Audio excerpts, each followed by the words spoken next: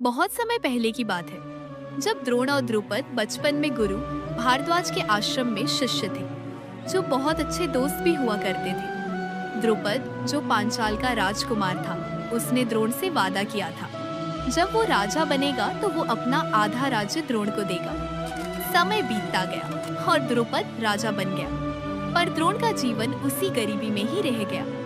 एक बार द्रोण द्रुपद के पास मदद मांगने गए, पर राजा द्रुपद ने उन्हें पहचानने से ही मना कर दिया और कहा, एक गरीब कभी राजा का दोस्त नहीं हो सकता। ये सुनकर द्रोण को बहुत अपमानित लगा और उस दिन द्रोण ने उस अपमान का बदला लेने का कसम खाया। फिर कहानी में आगे सालों बाद द्रोणाचार्य के आश्रम में पांडवों और कौरवों का प्रशिक्षण जब खत्म हुआ, एक दिन गुरु ने सबको बुलाया और कहा, अब वक्त आ गया है गुरु दक्षिणा का।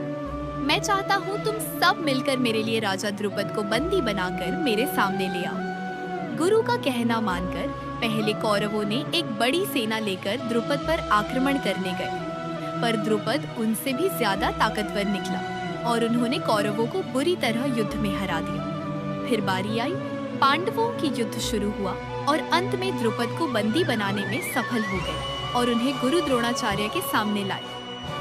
द्रुपद को बंदी देखकर द्रोणाचार्य ने कहा, आज मैं तुम्हें अपनी शक्ति से जीत कर लाया हूँ और ये है तुम्हारा अहंकार का अंत। फिर उन्होंने कहा, मुझे तुम्हारा पूरा राज्य नहीं, सिर्फ आधा हिस्सा चाहिए। यह कहकर उन्होंने राज्य का उत्तरी हिस्सा अपने पास रखा और बाकी दक्षिणा हिस्सा द्रुपद को वापस कर दिया। फिर आगे चलकर द्रोण ने अपने हिस्से का राज्य अपने बेटे अश्वत्थामा को दे दिया।